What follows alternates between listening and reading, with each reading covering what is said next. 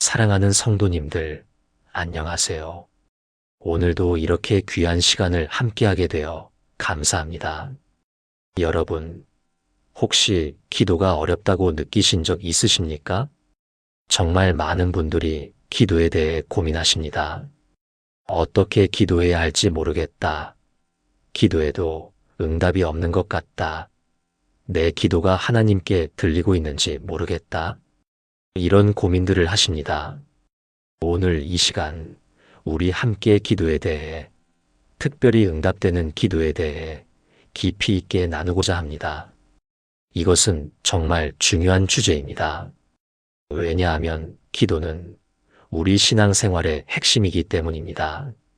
오늘 이 시간이 여러분의 기도 생활에 새로운 빛을 비춰주기를 소망합니다.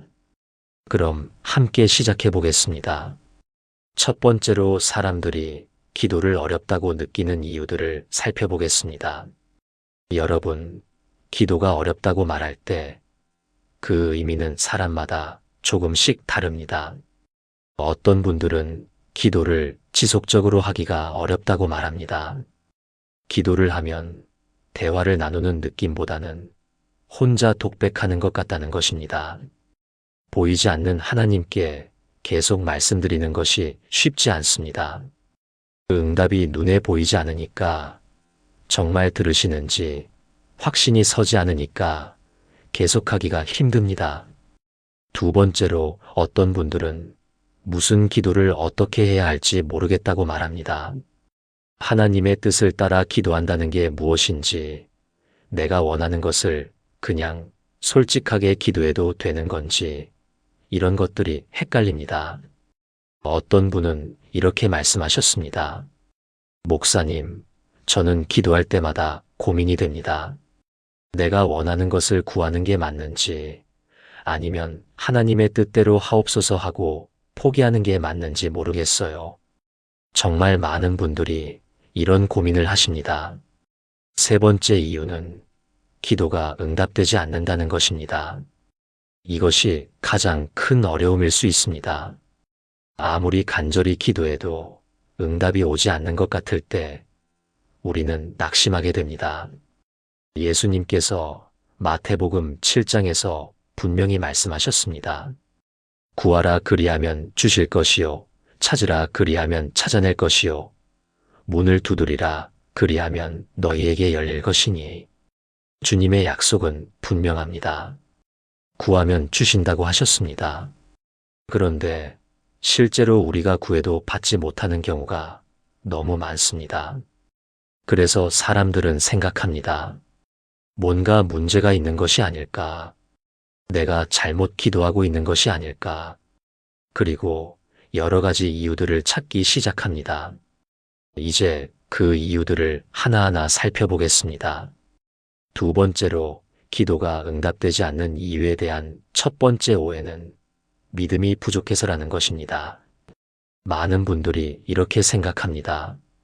내 기도가 응답되지 않는 것은 내 믿음이 부족하기 때문이다. 더 확신을 가지고 기도해야 하는데 의심하는 마음이 있어서 응답받지 못한다. 이렇게 생각하도록 만드는 성경 구절이 있습니다. 야고보서 1장 6절 말씀입니다. 오직 믿음으로 구하고 조금도 의심하지 말라. 의심하는 자는 바람에 밀려 요동하는 바다 물결 같으니 이런 사람은 무엇이든지 주께 얻기를 생각하지 말라. 이 말씀 때문에 많은 사람들이 생각합니다. 아, 의심하면 안 되는구나. 조금이라도 안 될 것 같다는 생각이 들면 그 순간 기도는 응답되지 않는구나. 그래서 사람들은 애를 씁니다. 된다, 된다, 된다. 반드시 된다. 이렇게 자기 자신을 최면을 거는 것처럼 계속 확신하려고 노력합니다. 하지만 여러분, 이것은 야고보서 말씀의 본래 의미가 아닙니다. 야고보서 1장을 문맥에서 보면 이미 무엇을 구해야 할지가 결정되어 있습니다. 5절을 보시겠습니다. 너희 중에 누구든지 지혜가 부족하거든 모든 사람에게 후히 주시고 꾸짖지 아니하시는 하나님께 구하라 그리하면 주시리라. 고난 중에 있는 사람들에게 지혜를 구하라고 말씀하시는 것입니다. 그리고 그 지혜를 구할 때 조금도 의심하지 말라는 것입니다. 무엇을 의심하지 말라는 것일까요? 16절을 보면 답이 나옵니다. 내 사랑하는 형제들아, 속지 말라. 온갖 좋은 은사와 온전한 선물이 다 위로부터 빛들의 아버지께로부터 내려오나니 하나님의 선하심을 의심하지 말라는 것입니다. 내가 구한 것이 반드시 그대로 이루어질 것이라는 확신이 아니라 하나님께서 선하신 분이시고 나에게 가장 좋은 것을 주실 것이라는 확신입니다. 이것이 진정한 믿음입니다. 제가 아는 한 집사님의 이야기를 나누고 싶습니다. 이 집사님에게는 오랫동안 아이가 없었습니다. 결혼한 지 7년이 되도록 아이가 생기지 않았습니다. 온갖 치료를 다 받았지만 소용이 없었습니다. 집사님은 정말 간절히 기도했습니다. 하나님, 아이를 주세요. 제발 아이를 갖게 해주세요. 교회 사람들도 함께 기도해 주었습니다. 그런데 어떤 권사님이 이렇게 말씀하셨답니다. 집사님, 믿음으로 기도하세요. 조금도 의심하지 말고 반드시 아이를 가질 것이라고 확신하며 기도하세요. 그러면 하나님께서 응답하실 거예요. 집사님은 정말 그렇게 하려고 애를 썼습니다. 된다, 된다. 하나님께서 주실 것이다. 이렇게 계속 자기 자신을 다짐하며 기도했습니다.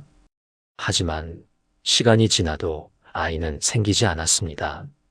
집사님은 절망했습니다. 그리고 자책했습니다. 역시 내 믿음이 부족했던 거야. 어디선가 의심하는 마음이 있었던 거야.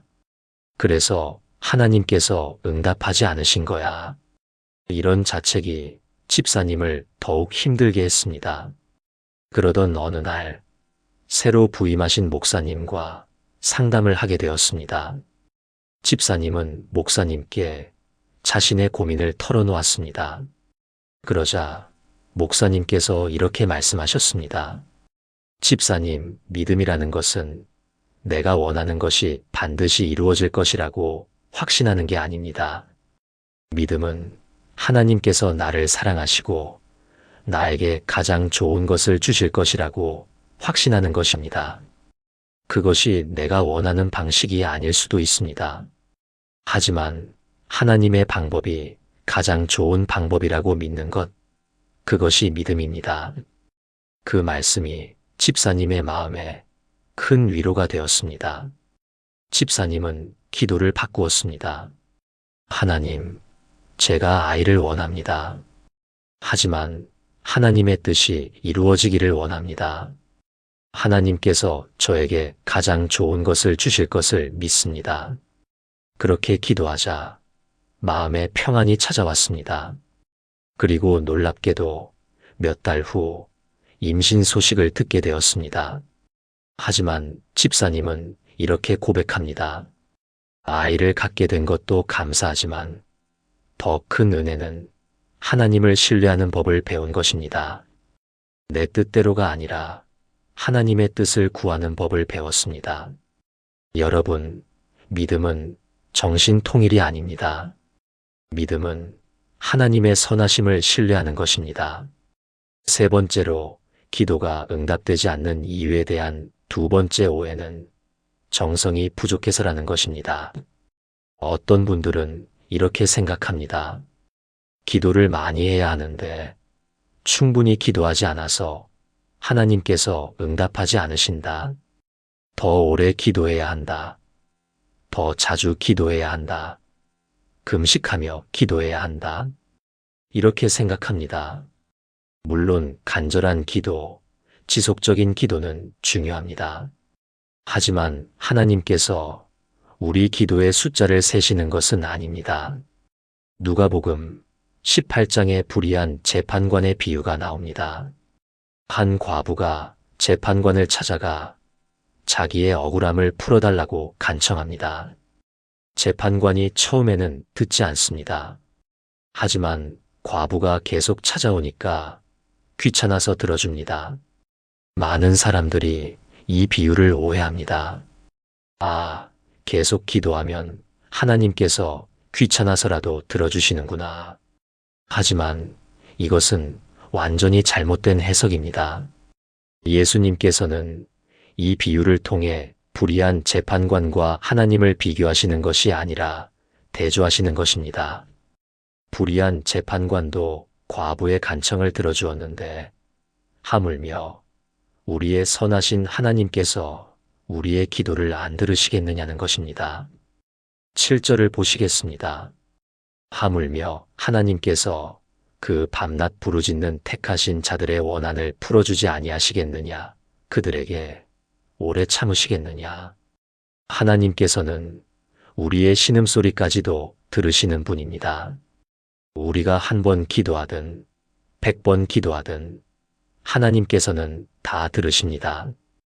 반복적인 기도의 의미는 숫자를 채우는 것이 아니라 우리의 간절함을 표현하는 것입니다.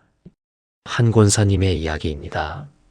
권사님의 남편이 사업 실패로 큰 빚을 지게 되었습니다. 권사님은 정말 간절히 기도했습니다. 새벽마다 교회에 나가 기도했고 금식하며 기도했습니다. 하지만 상황은 나아지지 않았습니다. 그러자 어떤 분이 이렇게 말했습니다. 권사님, 40일 작정 기도를 해보세요. 정성을 더 쌓아야 해요. 권사님은 40일 작정 기도를 시작했습니다. 하지만 40일이 지나도 상황은 변하지 않았습니다. 권사님은 또 자책했습니다. 내가 정성이 부족한가 봐. 더 기도해야 하나 봐. 그래서 또 금식하며 기도했습니다. 하지만 권사님은 점점 지쳐갔습니다. 그러던 어느 날 권사님은 깨달았습니다.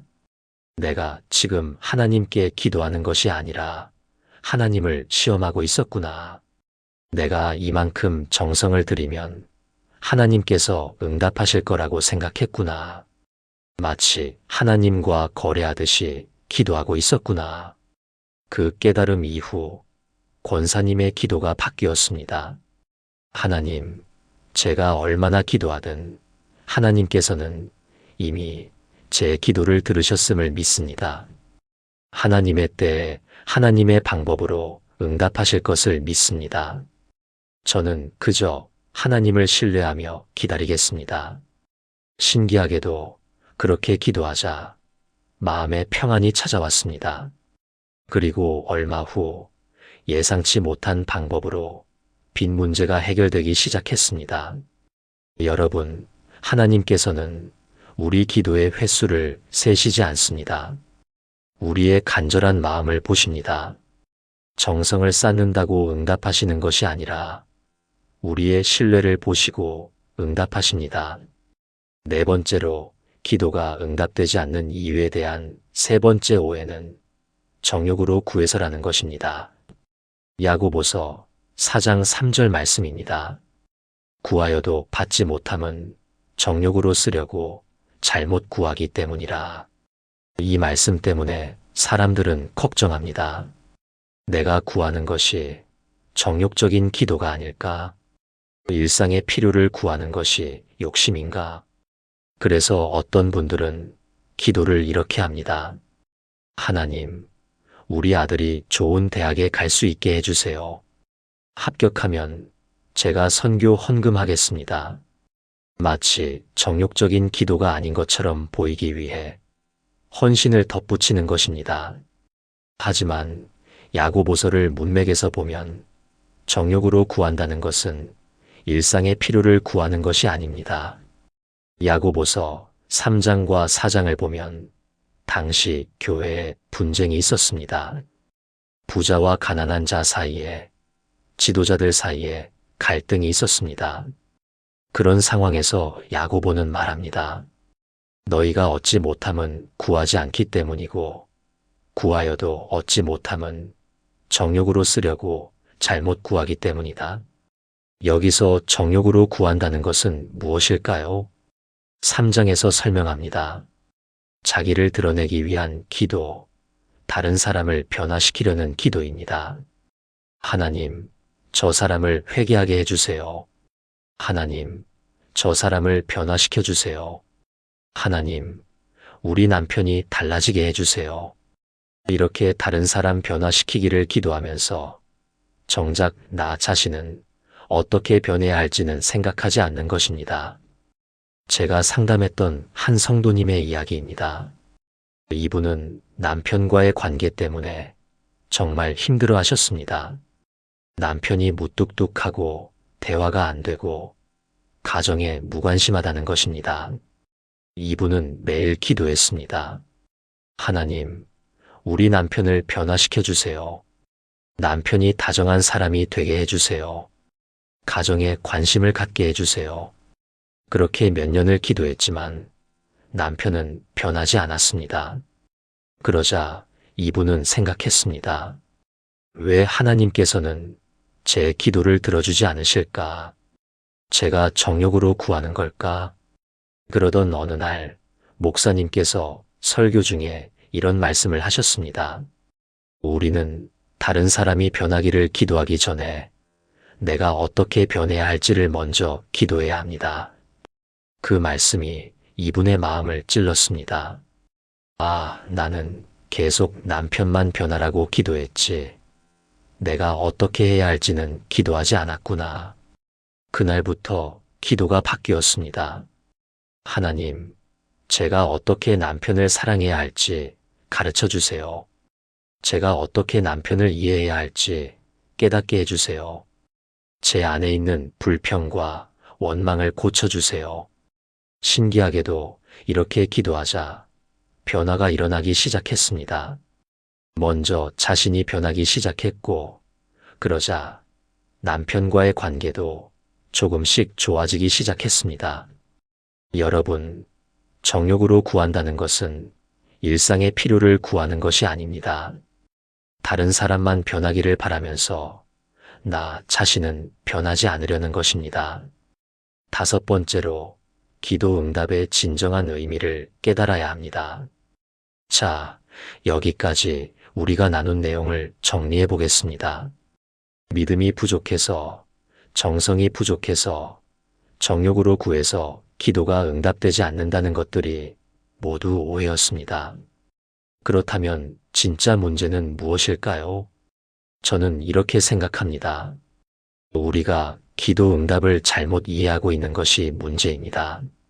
우리는 기도한 대로 되어야 응답된 기도라고 생각합니다. 하지만 그것이 진정한 응답일까요? 마태복음 7장으로 다시 돌아가 보겠습니다. 예수님께서 구하라 주실 것이라고 말씀하신 후 비유를 말씀하셨습니다. 9절에서 11절입니다. 너희 중에 누가 아들이 떡을 달라 하는데 돌을 주며 생선을 달라 하는데 뱀을 줄 사람이 있겠느냐? 너희가 악한 자라도 좋은 것으로 자식에게 줄 알거든 하물며 하늘에 계신 너희 아버지께서 구하는 자에게 좋은 것으로 주시지 않겠느냐? 주목해야 할 부분이 있습니다. 자식이 떡을 달라고 하면 떡을 줍니다. 하지만 자식이 몰라서 돌을 달라고 하면 어떻게 하실까요? 좋은 아버지라면 돌을 주지 않고 떡을 줍니다. 그렇다면 자식이 아무것도 구하지 않으면 어떻게 하실까요? 떡이 필요한데 구하지 않는다면?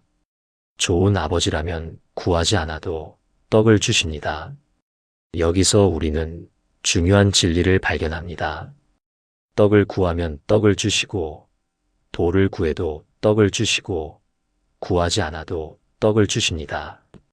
좋은 것은 구하든 구하지 않든 주신다는 것입니다. 그렇다면 왜 기도해야 할까요? 저는 이렇게 확신합니다. 하나님께서는 구하지 않아도 좋은 것을 주십니다. 제가 지금까지 살면서 누린 좋은 것들을 돌아보면 다 제가 기도한 결과가 아닙니다. 때로는 교만해서 기도하지 않았고, 때로는 몰라서 기도하지 않았고, 때로는 너무 바빠서 기도하지 않았습니다. 그런데도 하나님께서는 제게 참 좋은 것들을 주셨습니다. 그러니까 제가 지금 누리고 있는 것들이 다 기도의 결과라고 볼 수 없습니다. 하나님의 선하신 섭리 가운데 주신 것입니다. 그렇다면 문제가 생겼습니다. 도대체 기도는 왜 하는 것일까요? 기도는 우리가 원하는 것을 얻어내는 수단이 아닙니다. 기도는 하나님과의 관계입니다. 기도는 하나님께서 우리를 지키시는 아버지이심을 경험하기 위한 것입니다. 우리는 기도를 통해서 하나님을 경험하고 하나님이 좋은 아버지 되심을 경험하는 것입니다. 필요한 것을 채우는 것은 기도의 목적이 아니라 결과일 뿐입니다. 6번째로, 진정한 기도는 하나님과의 관계입니다. 제가 아는 한 목사님께서 들려주신 이야기입니다. 이 목사님은 아프리카에서 선교 사역을 하셨습니다. 어느 날 한 소년이 선교센터를 찾아왔습니다. 12살쯤 되어 보이는 소년이었는데 온몸이 상처투성이었고 옷도 너덜너덜했습니다. 목사님이 소년을 안으로 들여 밥을 먹이고 이야기를 들어보니 소년은 고아였습니다. 부모님이 전쟁 중에 돌아가셨고 소년은 길거리에서 살아왔다고 했습니다. 목사님 부부는 이 소년을 그냥 보낼 수 없었습니다. 의논 끝에 이 소년을 돌보기로 결정했습니다. 소년에게 방을 주고 학교에 보내고 가족처럼 대했습니다. 그리고 소년에게 말했습니다.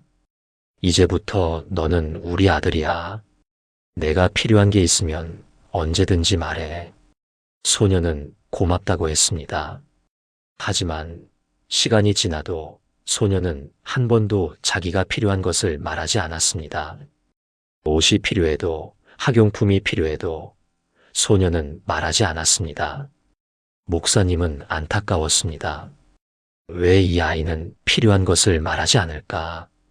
그러던 어느 날 저녁 소년이 조심스럽게 목사님을 찾아왔습니다. 그리고 아주 작은 목소리로 말했습니다. 아버지, 연필이 하나 필요해요.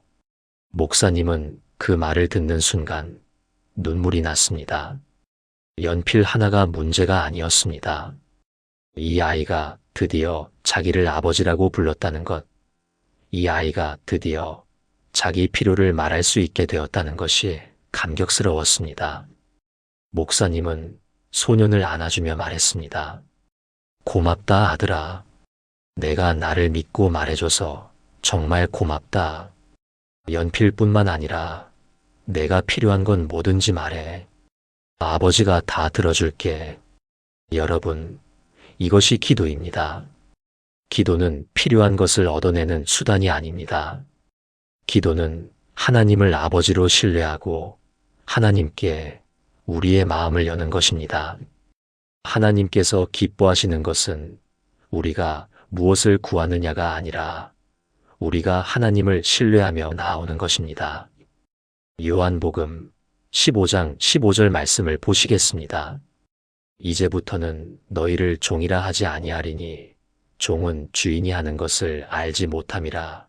너희를 친구라 하였노니 내가 내 아버지께 들은 것을 다 너희에게 알게 하였음이라.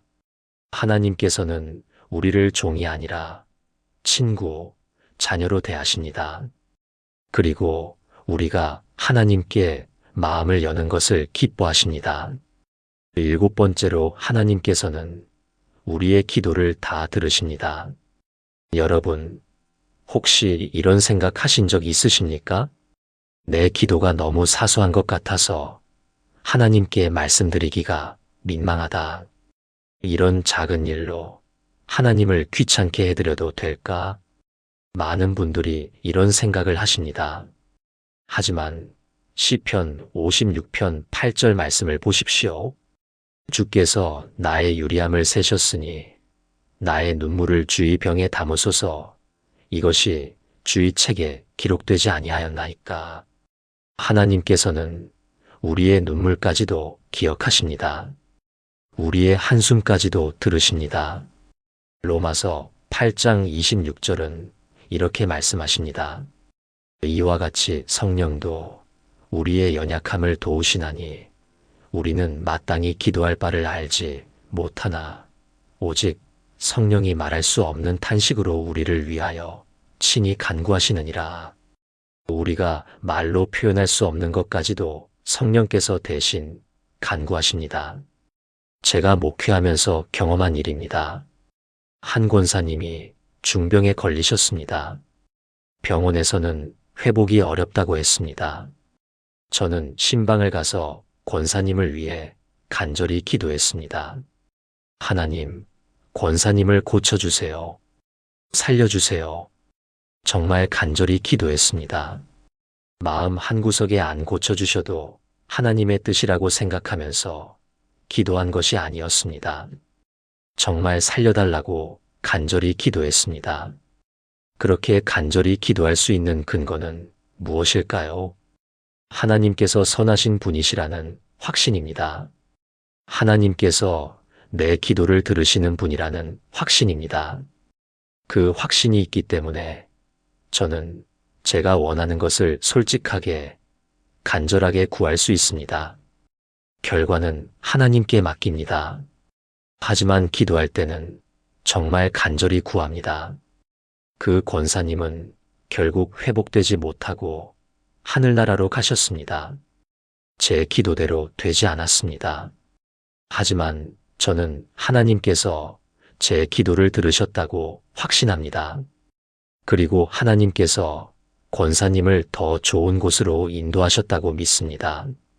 여러분, 기도는 응답 여부로 판단되는 것이 아닙니다. 하나님께서는 우리의 모든 기도를 들으십니다. 그리고 가장 좋은 방법으로 응답하십니다. 그것이 우리가 원했던 방식이 아닐 수도 있습니다. 하지만 하나님의 응답은 항상 선하십니다. 8번째로 우리는 무엇이든지 구할 수 있습니다. 자, 그렇다면 우리는 어떻게 기도해야 할까요? 빌립보서 4장 6절 말씀을 보시겠습니다. 아무것도 염려하지 말고 다만 모든 일에 기도와 간구로 너희 구할 것을 감사함으로 하나님께 아뢰라. 모든 일에 기도하라고 하십니다. 아무것도 염려하지 말고 모든 것을 하나님께 아뢰라고 하십니다. 크든 작든 중요하든 사소하든 모든 것을 기도할 수 있습니다. 베드로전서 5장 7절도 이렇게 말씀하십니다. 너희 염려를 다 주께 맡기라 이는 그가 너희를 돌보심이라. 모든 염려를 주님께 맡기라는 것입니다. 왜냐하면 주님께서 우리를 돌보시기 때문입니다. 여러분, 하나님께 무엇이든 말씀드릴 수 있습니다.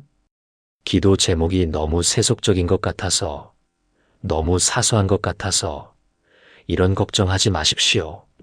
하나님께서는 우리의 모든 것에 관심이 있으십니다. 한 집사님이 이런 간증을 하셨습니다. 어느 날 아침 출근하려고 하는데 차 열쇠를 찾을 수가 없었습니다. 집 안을 뒤졌지만 열쇠가 보이지 않았습니다. 시간은 흘러가고 약속 시간은 다가오고 정말 급했습니다. 그때 문득 생각이 들었습니다. 하나님께 기도해 볼까? 하지만 곧 이런 생각이 들었습니다. 이런 사소한 일로 하나님께 기도하는 게 맞나? 하나님께서 이런 작은 일까지 신경 쓰실까? 하지만 너무 급해서 기도했습니다. 하나님, 차 열쇠 좀 찾게 도와주세요. 제발요. 그리고 다시 찾기 시작했는데 신기하게도 생각지도 못한 곳에서 열쇠를 발견했습니다. 집사님은 그때 깨달았습니다. 아, 하나님께서는 이런 작은 일도 들으시는구나. 이런 사소한 기도도 응답하시는구나. 그날 이후 집사님은 모든 일을 하나님께 기도하게 되었습니다. 크든 작든 모든 것을 하나님과 나누게 되었습니다. 그리고 하나님과의 관계가 정말 가까워졌습니다. 여러분, 무엇이든지 하나님께 말씀드리십시오. 기도할 수 없는 것은 없습니다. 다만 한 가지 기억하십시오. 기도는 하나님과의 대화입니다. 일방적으로 요구하는 것이 아니라 하나님과 교제하는 것입니다. 사랑하는 성도님들, 오늘 우리가 함께 나눈 내용을 정리하겠습니다. 첫째, 기도가 응답되지 않는 이유에 대한 많은 오해들이 있습니다. 믿음이 부족해서, 정성이 부족해서, 정욕으로 구해서, 이런 것들은 다 오해입니다. 둘째, 기도 응답의 진정한 의미는 내가 원하는 대로 되는 것이 아닙니다. 하나님께서 가장 좋은 것을 주시는 것입니다. 셋째, 기도는 필요를 얻어내는 수단이 아니라 하나님과의 관계입니다. 넷째, 하나님께서는 우리의 모든 기도를 들으십니다. 작은 것도 큰 것도 모두 들으십니다. 다섯째, 우리는 무엇이든지 하나님께 구할 수 있습니다. 두려워하지 말고, 주저하지 말고, 솔직하게 나아가십시오. 여러분, 기도는 어려운 것이 아닙니다. 기도는 하나님께 마음을 여는 것입니다. 자녀가 아버지께 마음을 여는 것처럼 우리도 하나님께 마음을 열면 됩니다. 원하는 것을 말씀드리고, 힘든 것을 말씀드리고, 감사한 것을 말씀드리면 됩니다. 그리고 하나님께서 가장 좋은 방법으로 응답하실 것을 믿으면 됩니다. 내가 원하는 대로가 아닐 수도 있습니다. 하지만 하나님의 방법이 가장 좋은 방법입니다. 에베소서 3장 20절 말씀으로 마무리하겠습니다. 우리 가운데서 역사하시는 능력대로 우리가 구하거나 생각하는 모든 것에 더 넘치도록 능히 하실 이에게 하나님께서는 우리가 구하는 것보다 더 넘치도록 주실 수 있는 분입니다. 우리가 생각하는 것보다 훨씬 더 좋은 것을 주실 수 있는 분입니다.